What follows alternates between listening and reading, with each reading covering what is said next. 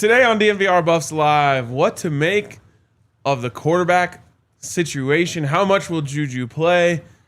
When will he play? How will he play? And also, I've got some takes left over from last Friday night that I'd like to get off my chest. Let's get it.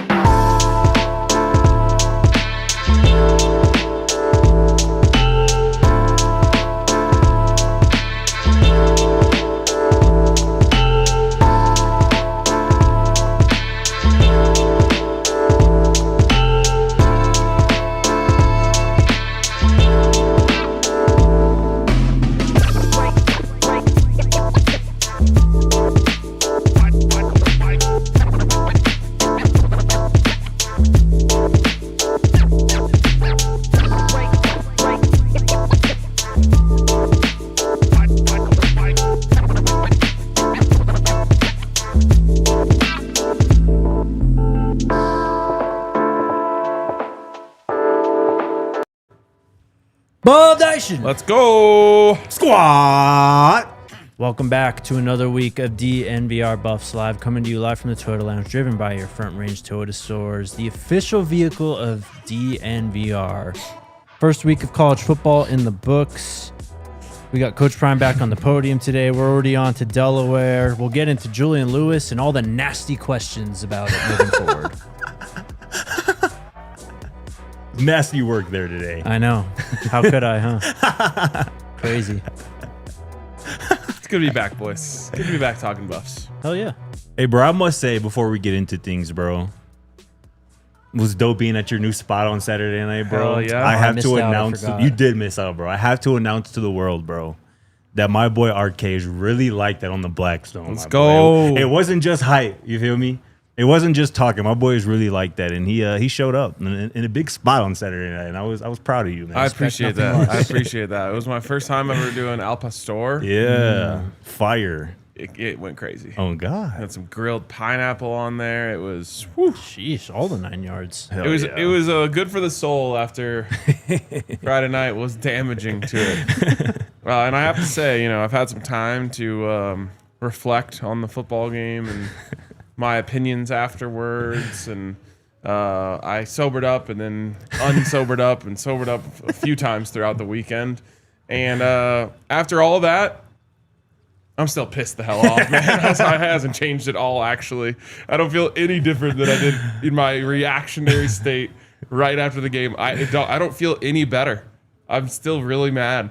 And like I said on the post game, it really has nothing to do with like the team. The reason why I'm mad is because I liked the way we looked, and we missed an opportunity to be 1-0 with a win over Georgia Tech, and like that. I think that's like, if I were to spin it at all, like that's the spin, is like I'm mad because I'm disappointed that we didn't achieve what was right there in front of us. Not because I think the season's cooked or anything like that. It's just like, damn, we were good enough to win that football game and we didn't, and that pisses me off. Yeah, we got our final takes off yesterday, but anything else? Nope, it's time to move on. Okay. I want to flush it. Time to flush it. Yeah, exactly. Today on the show, we'll recap the first full weekend of college football. It was just great to have all that back. Lots to talk about. It really was. We'll talk Coach Prime's presser, an update on injuries for Omarion Miller and Dallan Hayden.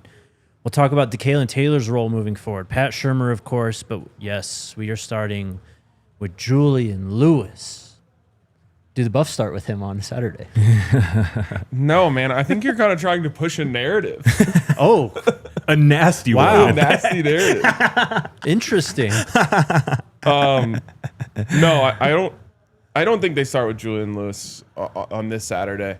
That just wouldn't make sense to me, because it's clear that Hayden still needs time to build chemistry with this offense. And you named Hayden as your starter coming into the season. It's not like Hayden played bad. And so it would be an odd move to me to then say, like, okay, now we're starting Julian this week. Unless you had said that before the season, like, okay, we're gonna let these guys kind of battle it out still. But no, you named Caden the starter. He should start again this week, and Julian should also play. You know, they said last week that Julian was going to play. Right.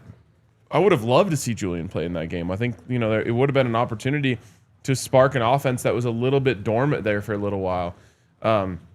So I think that, let's just say Julian went out and played really great against Delaware. Mm-hmm. Now I'm willing to have more of a conversation about who should start the next game, but you named Caden your starter. He didn't do anything to lose his starting position, in my opinion. Correct. So he should start this game, and Julian should also get time. And then we can, you know, form all new opinions afterwards. Yeah, I mean, narratives, perhaps? I'm really excited for this weekend, man. To see JuJu's college debut, to see how Caden Salter bounces back from what was, you know, probably a game that he probably felt that he didn't play his best and put his best foot forward. There's a lot at stake this weekend for this team. Obviously, a football game is being played, but there are a lot of guys still fighting for their spot on this team, you know, and in terms of where they might align on the depth chart and whatnot. Obviously, we're talking about quarterbacks right now, but this goes for other positions as well. Coach Prime said today that he's going to expect to see more of a rotation at linebacker this weekend, which could be interesting as well. But, you know, talking about the quarterbacks, like you said it, I don't think Caden didn't play bad. No. Caden didn't play as well as he would have wanted, probably as well as a lot of the fan base would have wanted. And that doesn't, I don't think, open the door for Julian, because Julian was going to play regardless this weekend.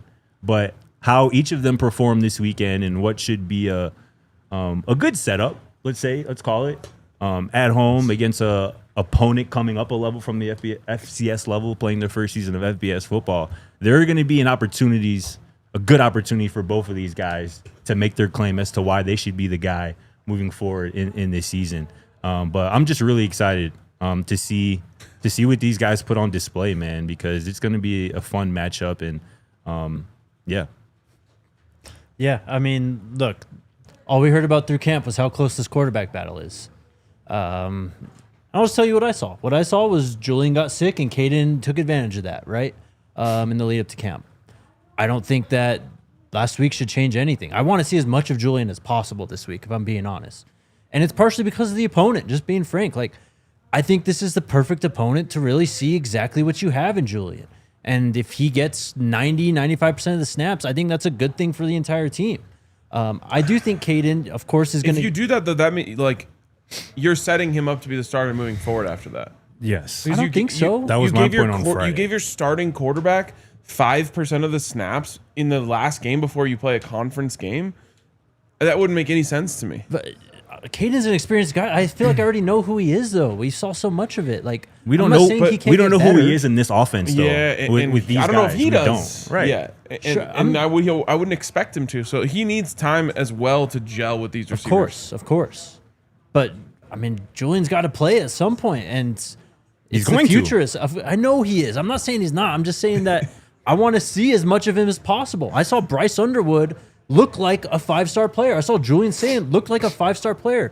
I saw the Cal kid go out as a true freshman and light up the world. I want to see Julian. So let me just ask you this, though, and I'm not saying there's a right or a wrong answer to this. Do you want Julian to become the starting quarterback this season? The faster that happens, the better it is for the entire team. Okay, so yes. Mm-hmm. Now I'm starting to understand where you're coming from. Because I think that if you were to do that this week and Julian goes out and plays great, then how are you going to take it away from him the next week and play the guy who didn't really play this week? To me, I think at most, Julian will probably end up getting 25% of the snaps. And I'm super excited to see what he can do. And I've always felt like there was a world that could exist where both of these quarterbacks could play in games. And I'll be honest, watching the game on Friday night and the rewatches that I've done,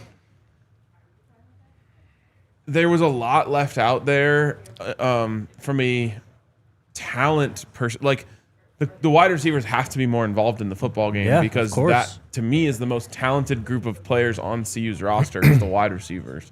And Julian, I think, can absolutely help those guys get going into the game and capitalize. Caden is such a big play threat on every down. And again, I think that they should coexist. And I think that there's a world to make it work. I've said from the beginning, it's a huge challenge on the coaching staff to make it all work smoothly, but I think it can work. But I want to see Julian Lewis get out there and go be JuJu and sling the rock to some of these great receivers. I just think that Caden needs Saturday as much as Julian Lewis does. You know what I'm saying? I think Caden making rash judgments about him, and I'm not saying you are, obviously, making rash judgments about somebody, even if they are a senior, after one game in a new system with a new play caller, with new players around him in a new environment, I think is a bit silly. And that's why I think, I said at the top, like I think Caden needs his game just as much as JuJu does to be able to watch film of a live game and be able to critique that and see where we need to be better and how he needs to be better, whether it's tucking and running the football, whether it's just sitting in the pocket a half a second longer to allow your guy to, come open and whatnot. I just feel like K-Salt showed me enough to where I want to see more. You know what I'm saying? Too. There wasn't a performance where I'm like, listen, I've seen enough. The Colin Cowherd clip, like, hey, we're good, bro. It wasn't at that point. And obviously K-Salt struggled at some points, but like I said, he showed enough to where I think he deserves another opportunity to put good tape out there. And again, both of them are going to play, and that is what's going to, I think, really decide how this quarterback situation it gets decided moving forward. Both of them on the field, similar situations, playing against the same opponent on the same day. I think that's going to be the best evaluation data point that this staff is going to have in terms of evaluating these quarterbacks. Why can't we just look at this game for what it is, though? Colorado's so much better than this football team. How much do these reps, are they going to actually help Caden, honestly? A lot. A ton, bro. A lot. I really think a ton. I mean, yeah, he's going to get more comfortable. I don't think we're going to see anything that we didn't already know that he has. Like, to me, this is such an opportunity to get Julian out there to get his feet wet for his college career. I think it just has to be both. That's 100% where I stand, is it should be both. It's clear that the offense on Friday night did not look rhythmic. Mm-hmm. So it's clear that rhythm has to be established for the live bullets for Caden and the receivers. And this also should be a great opportunity in a very curated environment for Julian to get out there and, like you said, get his feet wet. So this game should be both to me. I think what the percentage is, how it splits, I think will end up coming down to the game flow, even though Coach Brown said JuJu's playing, I don't care about the flow of the game. I think he's just saying, like, we're going to get him out there. It might be the second drive of the game, you know what I'm saying? Yeah. Like, and so there's no, like, flow to complain about or anything like that. We're going to make sure he gets out there, and then I think based on how they're playing, we'll see how it flows from there and how much those guys play. It's an interesting situation, and I still think that there's a way to maximize both players. I mean, yeah, both are going to play, so we'll see. We'll get to what Coach said. We'll do that on the other side of this break. Shout out to our friends over at Toyota. Thanks for them for helping us out with the tailgates, too. Squad. The DNVR branded Tacoma as well. Fire. Yeah. How about that? I need one of those. But shout out to Toyota. Trucks have always been a part of their DNA and have been for generations. They're basically just built for the durability you're going to need out here, all the views that you're going to need out here, all the elevation changes out here. With all their four-wheel drive and all-wheel drive models, including the Epic 4Runner. They also have 16 different hybrid vehicles to choose from if that's up your alley as well. So visit your Front Range Toyota stores at a location near you. AutoNation Toyota, Arapahoe and Centennial, Corwin Toyota in Boulder, Groove Toyota in Littleton, Mountain States Toyota in Denver, Stevenson Toyota East in Aurora, and Stevenson Toyota West in Lakewood. Toyota is a proud partner of CU Athletics and the official vehicle of DNVR. Let's go places. Also, shout out to our friends over at Kerr's Lot. Crazy weekend. Absolutely crazy weekend.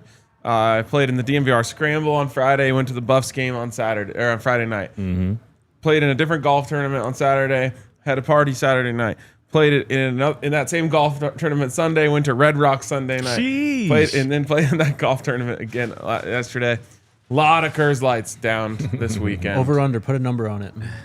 Goodness gracious. I don't know, 24. Let's go. Hell yeah. It hits every time, though. Especially on a time. hot weekend like this, a holiday weekend. Nothing like an ice cold Kerr's Light. So, Shout out to our friends over at Coors Light. And if you want to get some delivered straight to your door, you can go to CoorsLight.com/DNVR. Celebrate responsibly. Coors Brewing Company, Golden, Colorado. All right, let's get to what Coach had to say about Julian Lewis and the quarterback situation moving forward. Yeah, he's playing. He's playing this week for sure. What do you expect to see out of I know when I'm going to see him. What's that? You just don't know when you're going to see him. I know when we're going to see him. You got to understand, I love that kid, man. I really do. And I want him to be extremely successful. Sometimes you don't want to rush things. Sometimes you don't want to delay things. You want to make sure the timing is right. I don't think the time was appropriate last week. I really don't. At the way the game was flowing, the rhythm of the game. But this week, I made up my mind already before. Now, he's going to play. So I don't give a damn about the flow or nothing. He's playing. I really like just what Coach said there about talking about JuJu, and he was like, you don't want to rush things, and you want to make sure the timing is right. And he goes, I didn't think the timing was appropriate last week, and I agree with him. Like, throwing Julian in that game last week, I thought it could have worked out well, but I just don't think that would have been the right move because the game was never out of hand. It was a one-score game the entire way, and the nerves were high from the fan base to the people on the field, the players, the coaches, and whatnot. I was thinking about this driving back from Boulder today, and something I've heard in the past, and I don't think it was in the football context, but I'm going to use it in the football context here. You only get one chance at a first impression. You only get one chance to make a first impression. We saw Caden's first impression with the Colorado football fans on Friday, and you can make of it whatever you will. We're about to see JuJu's first impression for Colorado football fans on Saturday, and I'm positive it's going to go well. But I don't know if it would have last weekend, throwing him in the middle of a game, a situation Julian has probably never been in. Right? He's probably started every game he's played in. JuJu has. So I just like that Coach Prime clearly thought about maybe playing JuJu last week, but opted against it. And I'm glad he did, and I'm excited to see JuJu make his first debut and get his first action this weekend. What'd you make of what Coach said about it? Just that I think he's ready to see him. This is time. And I think, do we have the quote that he said to you too? About whether he'll start? Oh, no. But yeah, he said, what did he say exactly? I thought that was it. Well, that was the second half of the answer when Okay. he was talking about the game flow from Got you. last week. What did he tell me again? I can't even remember. But just basically, like, I just thought he never said no. Like, it was just interesting to me that, because I thought, I don't know. I mean, we don't have to get into it. Were you saying that like you didn't think that Prime shut the door on JuJu starting? I did not think he did that. I thought he did. Yeah, but again, he didn't explicitly that say was up for either debate way. because I saw like we tweeted out from the DNVR Buffs Yeah. account like JuJu will play, Caden will start. I was like, Yeah. I didn't hear that, but I'm not saying that's not what's going to happen. It's what I expect to He happen. said, work with me. That's what he said. Come on, dog, work with me. That's what he said. I thought there was a point where Prime was like, I said he was going to play, and now you talking about starting. Like, I'm pretty sure he closed the door on JuJu starting on Saturday. I don't think he would have told us either way, though. It doesn't That's matter. valid. It doesn't matter. Anyways. Coach Prime was also asked about Pat Shurmur, of course. And he got, 2 questions about Pat today? Yeah, 2. This is his response to both of those questions. It's funny that you start out with Coach Shurmur. We gave up over 300 yards, darn near 400 yards rushing. It's ironic to me. It seemed like you guys just pick and choose who you want to target. That's cool. We didn't lose the game because of Coach Shurmur, Coach Livingston, or one specific thing. I got to do a better job. I'm preparing my team, challenging my coaches to go to the next level. That's on me. It's these trick questions, guys. If we hit the darn plays we hit, we wouldn't be asking these questions. We had the plays. We just didn't make it happen. We had the plays there. We just didn't make it happen. You watched the same game I watched, right? We had, several plays that we should have made happen. We didn't. They did. Come on, let's go. Hey, Coach. So, I mean, that's kind of what we talked about yesterday. There were some plays that Pat called that were there. Whether Totally. it's someone made a mistake, Hayden didn't take the throw, whatever it was. But And he also took some accountability for just the staff as a whole there. So I think multiple things can be true at once. I know this is a non-nuanced world that we live in now, but thankfully we have an hour to talk ball on this show every day, so we can actually dig into some of the nuance. I think it can absolutely be true that there were plays there that weren't hit. Yeah. And I think it can also be true that if those plays were there, we might have won the game. Meaning that you could make the case that Pat Shurmur called a good enough game to win the game. Mm-hmm. And at the same time, I think I can make the case that it was not nearly good enough from a play calling perspective, and that there still is a massive, glaring lack of creativity in the play calls and in the scheme that is so out there for you in college football. And once again, I damn near couldn't watch on Saturday morning because I turn on these games and watch teams doing stuff that just makes it so easy to get chunk yardage. And I'm like, where is this? Where is this for us? So I think all of that can be true. The game, if there was one feeling that I maybe came back on a little bit from after the game, it was like, okay, it wasn't as bad from a play calling standpoint as I originally felt. At the same time, it still wasn't good enough. No, it wasn't. And every game, the quarterback or someone is going to miss plays that were out there. Right. It's on the coordinator, in my opinion, to have so many like volume shooting where it's like we have so many plays that are out there that if we miss a couple, it's fine because we hit 7 other ones. I agree, bro. I mean, my thing with Pat Shurmur, I talked about it yesterday. It's not that he was the biggest reason that this team lost, because I think there were maybe 4 or 5 reasons that you can put at like the top of the list of reasons why Colorado didn't win in week 1. But it's just a few situational things. And we talked about it yesterday. Colorado gets the ball back, tie game, 5 minutes and 19 seconds left on the clock. They run 4 passes and run the ball once with Hayden Salter, and you have to punt the ball back. Yep. That should have been run. If they stop it, maybe you throw the ball on third down, but take time off the clock. The goal should be to make that the last drive of the game. Exactly. Georgia Tech gets the ball back with 3 minutes left. Yep. And you got the ball with 5 minutes. You only took 2 minutes off the clock. And you're averaging 6 yards a carry. And you're averaging 6 yards a carry. You get 3 turnovers and you only score 20 points. You know what I'm saying? That's that type of stuff. Those type 2 things that I'm talking about are unacceptable. DeKalon Taylor, who is the most explosive, impactful offensive player on the team on Friday, played 12 offensive snaps. That's also unacceptable. So while I appreciate Coach Prime taking accountability for having to challenge his coaches, and certainly there were some execution things on the players that should have been better, and if it were better, they probably score more than 20 points and they probably win the game.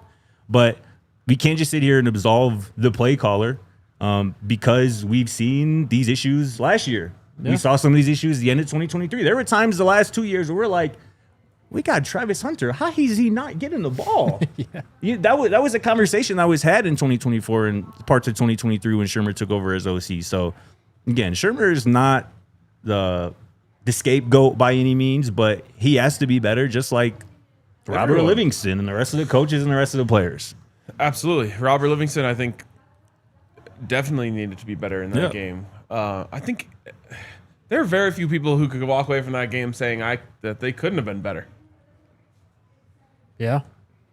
I don't know if there's any I'd pick out on it. Maybe Micah. And Coach Prime kind of alluded to it today. He's like, our special teams was special. Yeah, shout out, mate. But the rest of the team didn't do enough to pick them up. So that's, these are game 1 in college football is always odd.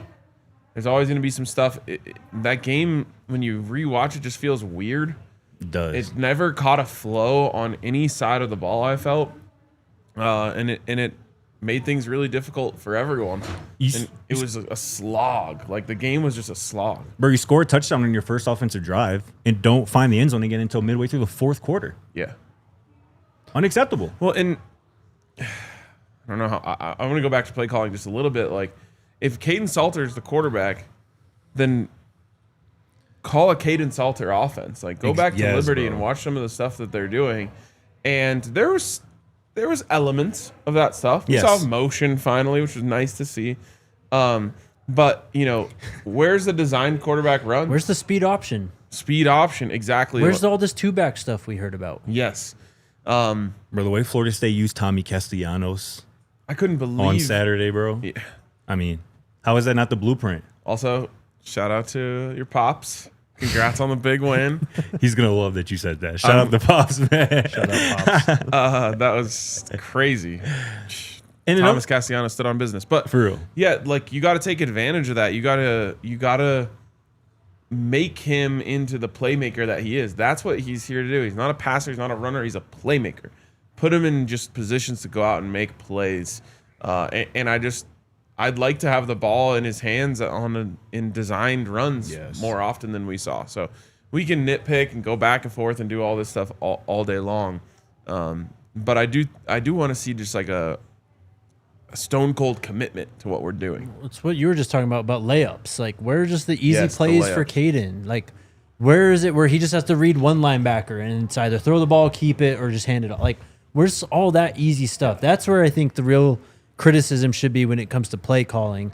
Also, just running the ball more. I mean, we can finally do it. Like, don't stop until it's stopped, kind of thing. And just to echo the point that you were just making, RK, as well, like with Shurmur and Caden Salter is your quarterback. Your starting quarterback right now. Cater the offense to him and his skill sets and his strengths. Especially that drive that I brought up a couple minutes ago. Take over with 5 minutes left. You run 4 passes and 1 run. Pat Shurmur was calling that like Shador was still his quarterback. Yeah. Bro, no. You have Caden Salter as your quarterback, bro. A legitimate dual threat. Like, run the football. Your team is averaging 6 yards a carry. Just look at the other side. What? Game on the line. What do Haynes they do? King Haynes spamming King. it. Yes. Because that's their identity. And that's what I wrote about yesterday as well. This team needs to find an offensive identity. You would have thought that throughout the spring and throughout fall camp that this offensive staff would have figured that out. But through one game, they haven't. And I think Jordan Seaton perfectly said it after the game on Friday when he was just asked about the running game and whatnot. I think he gave what this blueprint is. He goes, Jordan goes, I think people try to make football complicated. And I don't know who he's talking about when he's talking about people trying to make football complicated. But he goes, you run the ball. They stack the box, so now you throw the ball. Once they do that, now they spread you out, or now you spread them out and you run RPOs. We have a quarterback with legs. We're going to let him use his legs. That's the blueprint. Yeah. Run the football. Get RPO involved. Take shots. Use play action. Jordan Seaton gets it. We'll see. Something I said yesterday, too. I mean, I hope Pat Shurmur starts to look more at players and not plays. Yes. One of those being DeKalon Taylor, who Coach was asked about today. 12 snaps was the number? 12 snaps, buddy. Somehow only had 12 snaps last Friday. I can't believe that. I felt like watching the game. I felt like he was out there. Because what I every said. time he was on the field, he got the ball, basically. Yeah. So I said yesterday, it's a credit to him Yep. to only play 12 snaps and it feel like, wow, it felt like that was a lot more because he was impactful. 4 touches for 40 yards, almost 12 snaps and a touchdown. Here's what Coach Prime had to say about DeKalon getting the ball more and playing an expanded role. Got to get the ball in his hands more. He has to have more touches. He has to be a more vital part of this offense. He's explosive. He's exciting. He's a big play waiting to happen. We just got to do a better job of getting the ball in his hands more. Why didn't we? Only one person you can really ask that. I guess 2 people if you include Coach Prime.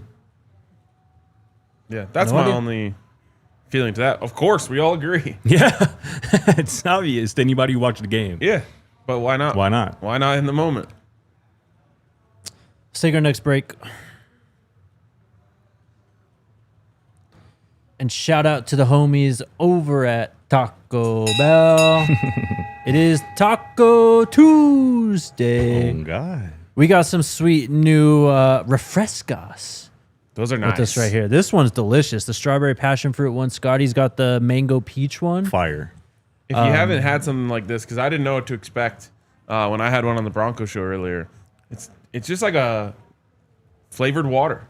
It's really Like, refreshing. No, it doesn't have the carbonation or anything like that. Just super refreshing, ice cold, little hint of fruit in there. Got some fruit. And it doesn't Yeah. taste like a sugar bomb either. Not at all. Facts.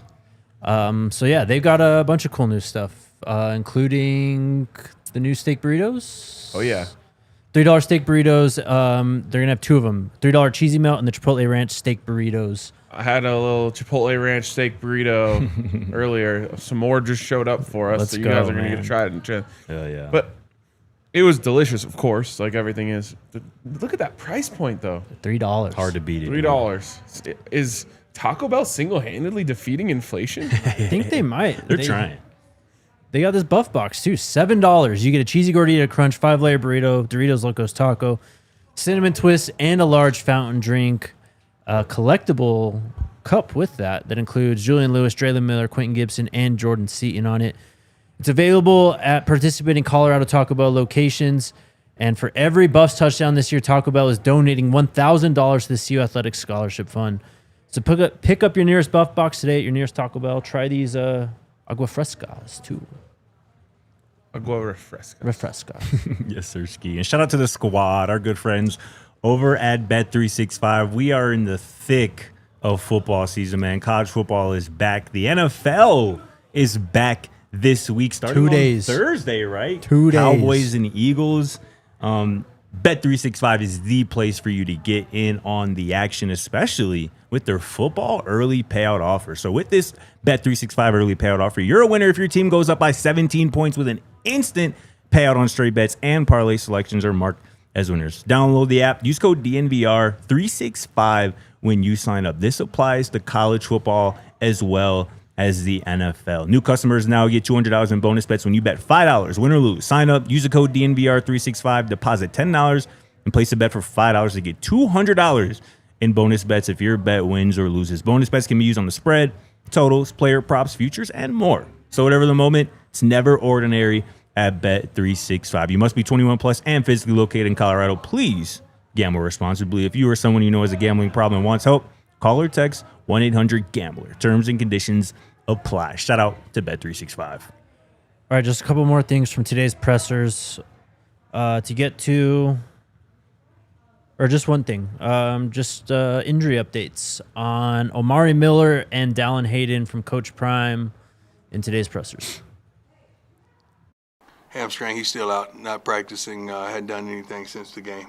But you got to understand, he's a phenomenal receiver, but we have some phenomenal receivers on this roster. We just got to give them opportunities to expose themselves because they're really good. I was also hoping to get an update on Dallan Hayden. How's his recovery? Dallan, he practiced a little today. Still got a little ways to go, but he's going to be okay.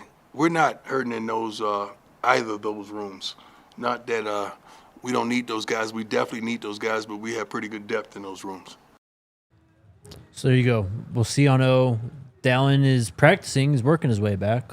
I don't know if Delaware's the game you get him back for right away, though. Neither player. Just obviously you can't look past Delaware. You got to take them seriously. But Yeah. you're going to need these guys a lot more later in the season. So just take it easy. With Dallan practicing today, I mean, he's definitely got a chance. Maybe you go out there and give him a couple carries just to, shake some rust off so that his first carry doesn't come against Houston in the conference game on the road. Yeah. But I think you got to be super safe with O. Hamstrings are nothing to play with, bro. Yeah. But things can linger, and I'm excited to see Dallan potentially this weekend. But I really like Coach Prime on line right there. He said we are not hurting in either of those rooms, and that's a fact because those three running backs who got the bulk of the touches on Friday for Colorado, Michael Welch, DeKalon Taylor, Simeon Price, who really impressed me, 6 yards of carry in his limited action. Those three guys, in my opinion, can really carry the load in the running game. And whatever you get from Dallan when he comes back is just an added bonus. But, yeah, let O get to 100% because those hamstrings, like I said, are nothing to play with. Those things can linger. And certainly the receiver room is going to be good enough to get a dub this week. I mean, same for Dallan, too, though. I mean, it's a hand injury, right? Yeah. I don't want you putting the ball on the ground just because you wanted to give it a Facts. go against Wyoming. You know what I mean? Facts. Like, both these guys should take their time getting back from this. And it's a great, I mean, no one has the wide receiver room and running back room that Colorado has probably in the Big 12, honestly. But in terms of just the overall talent in the country, that's hard to get. And so it's kind of a blessed position to be in. For real. That's it from practice or from press conferences. We'll be back tomorrow. I don't remember exactly who we have, but I mentioned We'll it be at back the top, but Coach Prime said today that you should see much more of a rotation this week at linebacker. And when he said that, it immediately made me think of Sean Myers, who really impressed me on Friday as well. According to Pro Football Focus, he was the highest graded Buffalo on defense. Who's that? Sean Myers. Nice. Obviously limited. Call by Unk. Yeah, for real. Kind of a limited, obviously, reps and whatnot in the game. But when he was out there, he looked the part. He made one splash Fast play. as hell. Yeah, for real. So I think Sean Myers is somebody who you guys can expect to see more of, along with obviously Martavius and Reggie. People keep asking about the clock management. Coach Prime talked about that today, and I mean he explained it and all that, but I don't know, man. I mean, you said it to me when we were watching that. The game was kind of over already on that drive, and People don't want to hear that, but I don't want to hear it, to be honest. I get that. I didn't like the clock management in the moment.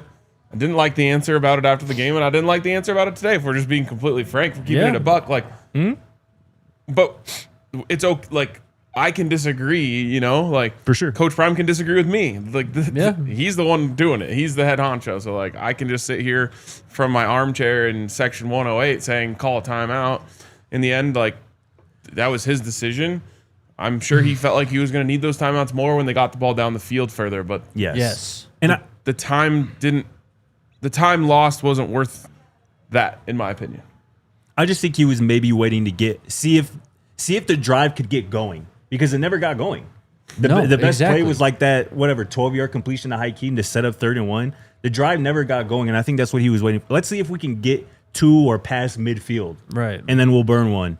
But the drive never got going, and maybe you can say that maybe that's why you call a timeout, to get your troops, locked in and recalibrated and whatnot. And I can understand that, but The like play I said, calling, that wasn't. Sorry. No, go ahead. The play calling on that drive, anyways, didn't make me think they were trying to go down the field and score. I mean, I just don't know how you start the drive with that play call. And I guess maybe it was one of those situations too. If you have better blocking on the perimeter from your receivers, maybe that play gets the drive started. Sure. But And I think what Coach Prime was trying to say today is, like, so they lost 4 yards, I think, on that play. Was that what it was? yeah, And he's saying, like, we're right there. Everyone's right there. So, like, just get back True. to the line. which makes sense to me. Sounds great. It just didn't actually happen. Yeah, it was They very lost, slow I think, operation. 19 seconds It was on that slow. whole situation. So I can see in the moment just being like, okay, we're right here. Like, it's not like it was a screen. It's not like we had 9 routes going down the Right. field. Those guys got to run back. Like, just line back up and go. But for whatever reason, it was kind of slow, and like we were standing over the ball, and I'm just looking at the clock, being like, damn, we lost 4 yards in 20 seconds. So we went backwards of our goal to get down the field and score a touchdown, and we have 1/5 of the time we had before, or 4/5 of the time we had before. Right. So, yeah, I mean, that's about all I got to say about that. But like I said, there's nuance here. Like, had they called the timeout there, it's not like they would have won. Right. Maybe. And the clock management, like, some people will say it is black and white. There's exact times when you do things and times that you don't. Yeah. Maybe there's a way to involve, analytics and that sort of thing, and have someone who's, in charge of that. But it is what it is. Yep. It was a fun weekend of college football, though.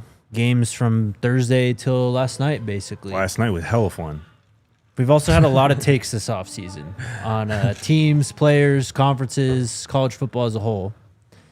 So, is there a take that you feel more confident on that you had this offseason that you just feel better about after week 1? Yes. Go ahead. My take that Arch Manning is overrated. Yeah, I mean, that's aging beautifully right now. Why did we crown him before he did anything? You know why. His last name is Manning, and he had 5 stars next to his period. name. And it's not his fault, honestly. Like, I kind of feel bad for Seems him. like a good kid. That he has, everyone just decided, like, oh, number 1 overall pick, like all of his stuff before he really ever did anything. But yeah, that was not pretty. And I wouldn't say there was necessarily even like flashes where I'm like, okay, well, there it is. There really That's wasn't, the Arch bro. Manning that they're all talking about. I guess their one scoring drive in the second half, maybe. I don't remember him running at all. Yeah, I don't know, man. You got one? Yeah. Utah. Yeah, knew this was Devin coming. Dampierre's the Yeah. truth. Knew this was If coming. you didn't say it, I was going to say it. Devin Dampierre's the truth. Tried to tell people. I don't care what his interceptions were last year. He is unbelievable running behind the line of scrimmage and just finding daylight. It's crazy. Yeah, I only UCLA's ass. I didn't see much of the game, but I saw a lot of highlights, and he was making them. Yep. What about you? Talking about quarterbacks, y'all know who got my vote for preseason All Big 12 at quarterback? Actually, great call. Yeah. Josh Hoover. Looked like maybe the best quarterback in the conference this weekend. Yeah. Maybe one of the best quarterbacks in all of college football. He was accurate as hell, in control against a Bill Belichick defense. And granted, it's at North Carolina and not the talent probably he had in New England for all those years. But still, it's a Bill Belichick It's a Jordan Hudson defense. defense. Josh Hoover looked really good, and I tried to tell folks. Yeah. Is there a take you feel worse about from the offseason after week 1? I'll start if you want. Go. I put way too much faith in Cade Klubnik. I thought that he'd be able to just kind of steer the ship and make enough plays happen to let Clemson's roster be Clemson's roster. Nope. He is who he thought he was. I should have just stuck with Garrett Nussmeier. I liked him better anyway. I don't know why I did that. I'm going to, on a similar note, might have put too much trust in Kansas State. Let's go. Because, can't say that I feel good about them through 2 weeks. I mean, they Yeah. probably should have lost that game this weekend in North Dakota. And they got an Army this weekend.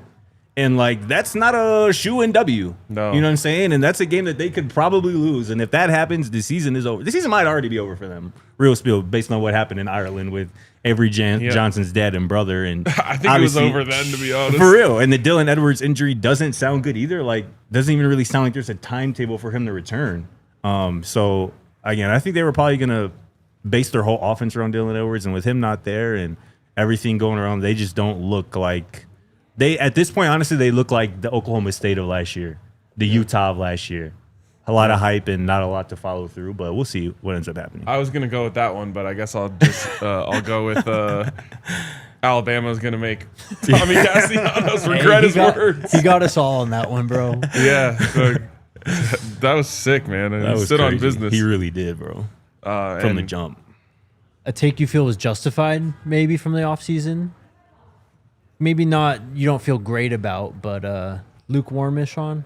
I will say, when I said a couple weeks ago, I think DeKalon Taylor is going to have like a LeJontay Wester type impact on this team. It's going to obviously look different. Like, he's not going to catch 10 touchdowns like LeJontay did last year, but I think from a game-to-game impact perspective, I think we saw that in week 1. Again, 4 touches and 4 plays, and you have 40 yards and a touchdown. And to hear Coach Prime say today, like, no, we got to get him involved. We got to get him touches. He's explosive. He's a big play waiting to happen.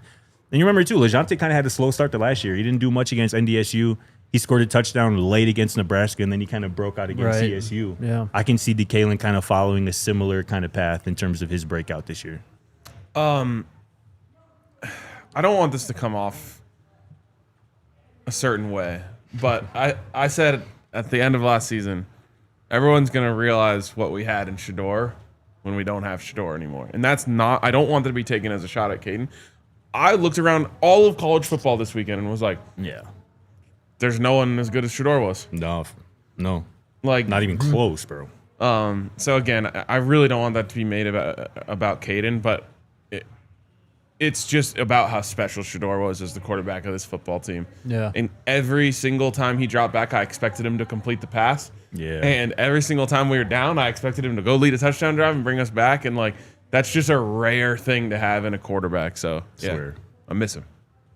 Mine is Jaheim Otis. Oh, talk your talk, brother. Got his paws up in a passing lane. Do you all Sure remember after I published that film room and told you what impressed me about him the most?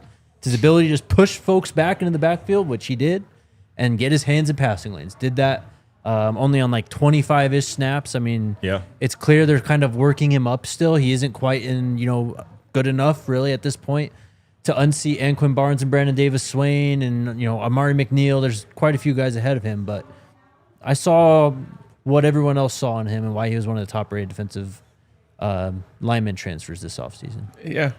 And I think that the overall talent of this roster, like we got a glimpse of it. Mm-hmm.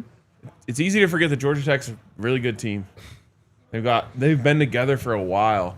I remember that used to always be something we would talk about, like in youth sports. Yeah. You'd be like, oh man, like this team, they've all been playing together since they were 8. Right. And then they would just go and smoke everyone. This is Haynes King's 3rd year starting for Georgia Tech. Yes. They've had a lot of those pieces in place. Now they had a lot of pieces that change. Yeah. But I think you saw, like, to me, Georgia Tech knew exactly who they were. And they went out and just all they wanted to do is let's just execute being who we are. Yeah. And they did that. And I felt like we were searching a little bit throughout the game. And I think it's a good sign that we were that close to winning that football game while searching. For real. Yep. Any other takes on Bama? Baylor goes down to Auburn at home. Bro, I mean, Baylor, let's stick there for a second. We thought that defense would be really good. And they Auburn didn't look just like surprised it. the hell out of me. I mean, Jackson honest. Arnold ran all over Yeah. Baylor's defense. And if you look at, like, Sawyer played really well. Sawyer Robertson, I think he had like 400 yards, 4 touchdowns. He went 27 of 48 for 419 and 3 touchdowns. Didn't do much of anything on the ground, though. I mean, that's just a weird start. I mean, for them. I mean, who would you say looked the most impressive to you in the conference this weekend? Well, let me just say, the Big 12, that's one take that I'm not feeling great about. Big 12 looked terrible this week. You were saying that on Friday. You're Yeah, I was. you're like trash. Everyone's trash. Trash. It's good news for us Yeah. because it means the conference is still there for the taking. I mean, Yeah. Utah was probably the most impressive team of the weekend. Utah was really impressive. I got to throw out Kansas again, though. I know What'd it was they do? Wagner. They put up 46 points, though. I would like to see On them play Wagner? somebody. But I'm just saying, Jaden Daniels actually looks like he's looked good throwing the football. Like, He that's always a step does for them. against ass teams. All bro. right. I'm just saying. I just need to see it, bro, in the Big 12 play. Of course. But I only I just have these have 2 to. games to talk about. So that's what you're getting. I get that. I think I saw today that TCU is favored in every game that they play the rest of the year, except BYU. Wow. Which is crazy to think about. Y'all see the new AP poll drop today? Mm-hmm. Utah at 25. Texas Tech at 24. What did Texas Tech do? They put the smack on Yeah, someone. they blew out somebody. I'm sure it's a directional Texas school. Yeah, 66-7 or something stupid. Iowa State at 16. I look, you think they should be higher. Iowa They look State, really good. They look really good too. They put up It was South 55. Dakota, but I yeah. know, South Dakota, but they look really good. Well, Kansas State played North Dakota. Facts. Texas Tech played against. Why is this so difficult? Arizona State up to 12. They Texas- actually down to 12. Were they? I Yeah. think they were 11, right? Oh Yeah. wow. Texas Tech played Arkansas Pine Bluff and beat them 67-7. Oh. Arkansas Pine Bluff. Trying to imagine I think they're black and yellow. Trying to imagine the mascot. I just saw it and I couldn't tell you. Okay. Oklahoma, Michigan this weekend. That's gonna be cracking. That's the only good game we have this weekend. Yeah, we were talking about it. We were spoiled this weekend. It's pretty weak slate this weekend. We weren't really, though, because the games didn't really deliver. Yeah. I mean, I watched LSU Clemson was good, a lot of football, so but other than that, yeah, can't think of like a standout close game really. let's talk UNC. TCU, the football admin went crazy. Feels like he was holding back the last 2 years. But we got to talk about it. I mean, there's levels to this shit. Ah, There really is. yeah. And people think that a pro coach, the greatest coach of all time even, can just come in and build a transfer portal class. But you don't have what we have, and that's Coach Prime. Facts. I mean, maybe that's a take I feel good about because I don't think I ever felt like the Bill Belichick thing was No. going to work for North Carolina, and the college game is just so unique and specific, and I think Coach Prime is so perfect for the college game, and I just don't think Bill Belichick could be less of a fit as an archetype to be a college coach. Now, I don't want to bury his entire chances and his whole tenure off one game, but it is fitting that it's against the same team, and at At home versus on the road. right. Now, very different teams, you know what I mean? Of course, yes. But it is fitting that Colorado goes in there and wins at TCU, and UNC gets BTA. You have any thoughts on that, Scotty? I mean, not really. I mean, I picked TCU to win the game. I think I was the only one up here to pick You TCU did, yeah. to win that And game you as well. golden hammered it too. First ever golden hammer in DNVR Buffs history. I feel pretty good about that one. Did you 'cause miss yours too? Because I Yeah, missed bro. I mine. picked Clemson. Let's go. I look-key You literally got yourself back at the standings I really with that, yes. needed that golden hammer Yes. last night. So I'm glad TCU came through, man. I mean, yeah, Josh Hoover looked really, bro. We were trying to tell people about Eric McAllister. He looked really good, but Jordan Dwyer, that Idaho transfer. Is it the back? No, it's the other it's receiver. right, Oh, okay. wide receiver. They got TCU offense is going to be one of the best in college football this season. And that game, obviously, the Colorado goes down to Fort Worth in a couple of weeks, right? In a few weeks. Not too far from now. About a month. It's going to be really fun. But as far as UNC, I mean, you said it, bro. Everybody not like Prime and them, you know what I'm saying? Yep. And just imagine if Coach Prime's debut at Colorado went like that, bro. That's what Just I want imagine. to talk about. Just imagine, bro. If Shador goes down, whatever, they go out 7-0, everybody's turned up, and then you proceed to give up 41 unanswered points in front of your home crowd. Oh yeah. Imagine. I mean, look, this is gonna hang over Bill Belichick as long as he's the head coach there. People are always gonna point to this game. Well, and people would have been saying things about Shador that as far as I'm concerned, and I saw 0 people said about Arch. Yeah, of course. Yeah, man. Is the Wicked Witch dead? Is the Bama reign over? What? That's just a hilarious way to Have you say ever it. seen The Wizard of Oz? Of course I have, but that's Why are you just so defensive over that phrase? That's genuinely. You made me laugh, bro. You're mad that you made me laugh? What the hell? That was funny. Is the Yes. Wicked Witch dead? I would say the Wicked Witch is sleeping. Not dead. Dead, Alabama's 5-5 in their last 10 games. Yeah, Alabama will Wow. be back, just not with Kalen DeBoer as their coach, and I could have told you that from the jump. But did you see all the rumors about, how disorganized the team is Yeah. and Yeah. how, They have got shorties coming through the team hotel like that. DoorDash orders late at night. Like, there's certain things that it didn't work for the Broncos, but like Vic Fangio always talked about death by inches. Yeah. And he's like, you just can't let little things slide and make little exceptions because they just start to add up. And like, that's what made Nick Saban so special is he had everything dialed in exactly how he wanted it. And everyone respected him to such a level that no one would dare cross him when it comes to that stuff. And when you have that and you build on that legacy over and over and over and over again, like then it's self-fulfilling because the only people that come there are the people who are going to want to buy in. Yeah. When you don't have that, it doesn't happen. Yes, Alabama's reign is over for now. I'm sure they'll be back. There's a clip resurfacing on Twitter from the USC game, a game that we talked about a lot, about comparing it to this Florida State game, right? When Alabama was up 21-0 in that game, I can't even remember who the players were. They are just fighting on the sideline about what's going on the field. They're up 21 points. That's the difference right there in the DeBoer Crimson Tide and the Nick Saban Crimson Tide. I mean, it was every blade of grass is earned against them Facts. when Saban was their head coach. I mean, you saw the loafs too, right? Their safeties. Bro, it's that was that's terrible. That was an awful look. Yeah. An awful look. And did you see the clip of DeBoer during his presser? I think it was yesterday when he had that back and forth with the reporter. When he was asked about the great week of practice. He was like, wait, I said we had a great week of practice. He was like, yes, that was you, coach, who said that your team had a good week of practice. He was like, oh, okay. It's that's that type of stuff. When those clips come up with that fan base, Oh, yeah. he's not going to be there long.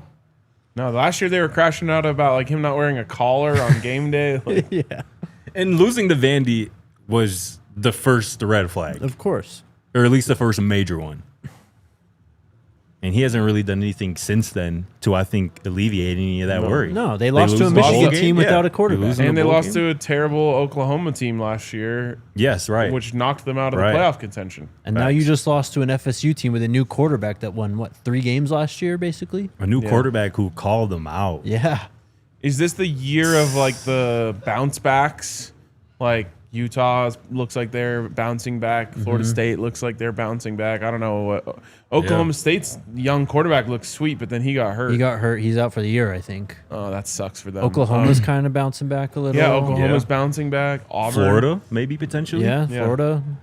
It could be a year of bounce backs. Auburn potentially too. Yeah, A&M potentially. it's a good call. Any other week 1 / Big 12 takes you guys want to talk about before we get to the chat? I just saw this from earlier.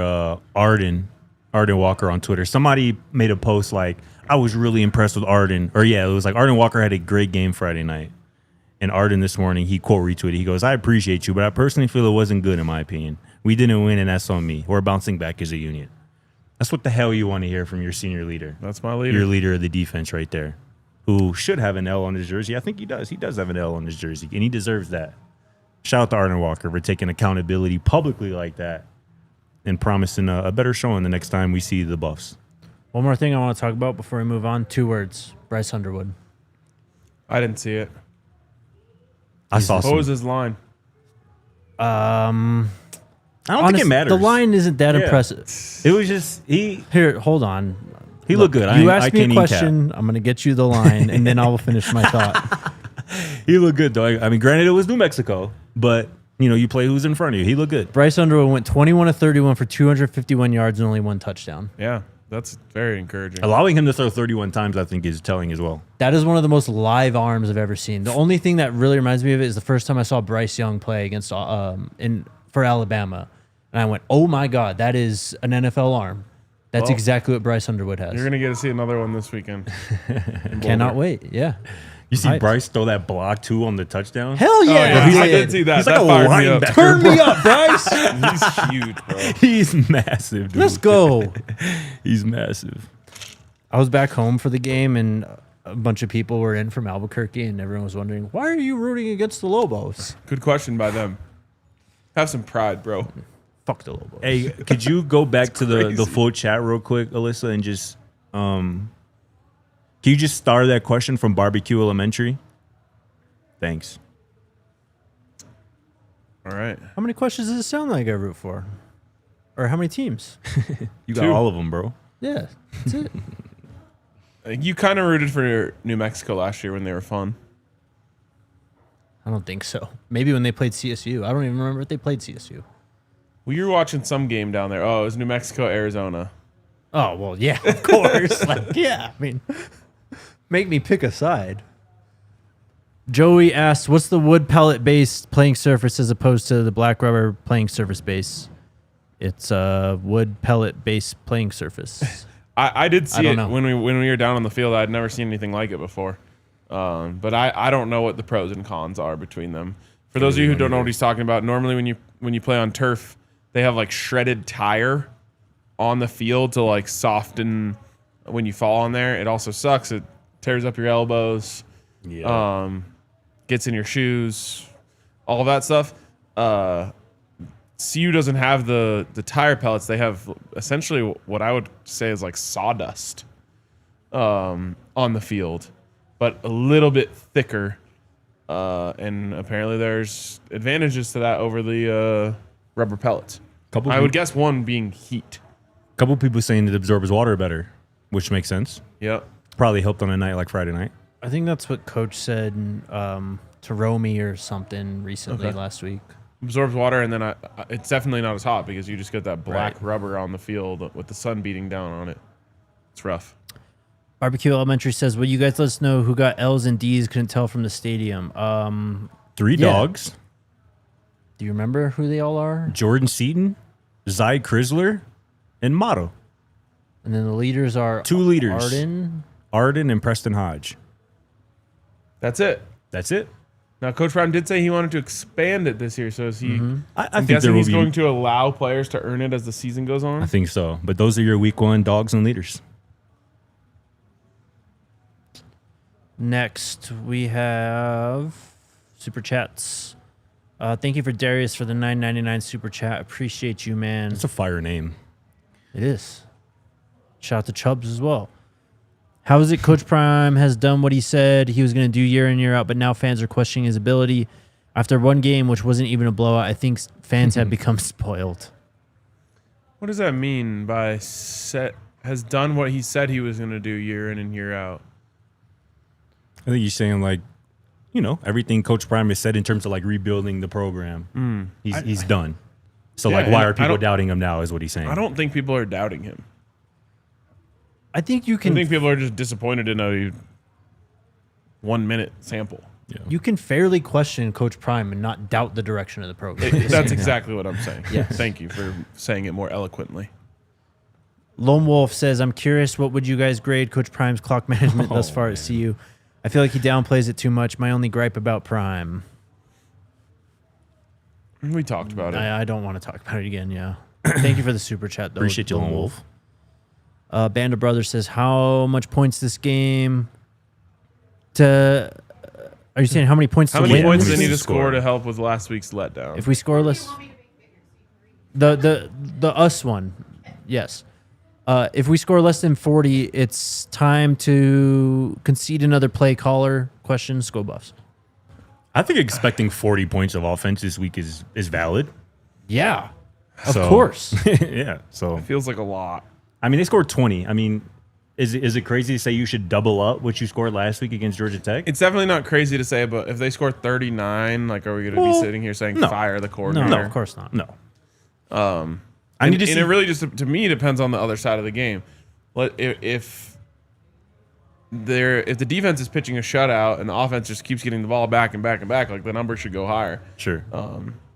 If it's, you know, more of a slow, like, grinded out style, then it could end up being, you know, 34-10 or something like that, but there wasn't that many possessions. For what it's worth, I think CU is, 28-point favorites this week? I think it was 23 and a half. 23 and a half? Yeah. I just want to see. I want to see 5 offensive touchdowns. Okay. I want to see 5 offensive touchdowns. Don P says, Caden should have played more like Tommy Castellanos Friday night than how he actually played. Hashtag use your legs. Facts. Maybe we needed Caden to go out in the media and say something crazy. Yeah, go tempt the Delaware. Blue No, I'm Hens. saying last week. Oh. I mean, you could still go out there and tempt the Delaware Blue Hens if you want. Well, I don't think that would be the time for that. They're already motivated enough. Warren G, last super chat. Coach Prime defending bad time management is wild. Thanks for the super chat. Thank you. That's the show. I'm sure everyone agreed with everything that was said today. Heck yeah. Wait, can I say something about that? Sure. Heck no. Whenever one of us says something that other people agree with, they're always saying, y'all are saying this, y'all are saying that. We're 3 completely different people. That is Call true. out the person who said it if That you is disagree true. with them. Agreed. I saw something the other day, like, when Caden was announced as the starter. First comment was like, y'all were saying it was going to be JuJu. I was like, no, that was me. They both said it was going to be Caden. There's 3 different people here with 3 different opinions oftentimes. We are just one brain, one united brain. That's why. We're not. We're the So brain it makes it a trust. good show. But yeah, I mean, everyone's gonna have takes. You know what it is. It's week 1. We're back in it. Everyone will forget about it in 3 days, and we'll have more takes on Saturday. Looking forward to that. It was a joke, North Side. It was a joke. We'll talk a lot more about Delaware moving forward here. We'll have someone on for Know Your Enemy later in the week. Crazy. I mean, if you just go watch the first 5 minutes of the Delaware game last week, if you have time, it's kind of worth it. It is wild. I'll definitely watch it. Yes. How so? So Delaware's starting quarterback gets hurt on like the 5th play of the game. That sucks. Before that, Delaware's first pass, they almost threw a pick 6 on a screen. Delaware State takes their first ever lead in this series ever in this game. In the series, like the whole time they've ever been Yes. playing each Wow. other? Yes. Wow. They've cool. never led? They never led until Saturday. And then all of a sudden, Delaware just goes completely crazy and scores a bunch of points. But With the backup. with the backup, but he was the guy who started most of the games last year because Marker was also the starter last year and he got hurt last year. It was his ACL, and then he hurts his knee in 5 plays in this week. It's Jeez, crazy. That is wild. Wildness. We'll see you guys tomorrow. Let's go, Go Buffs.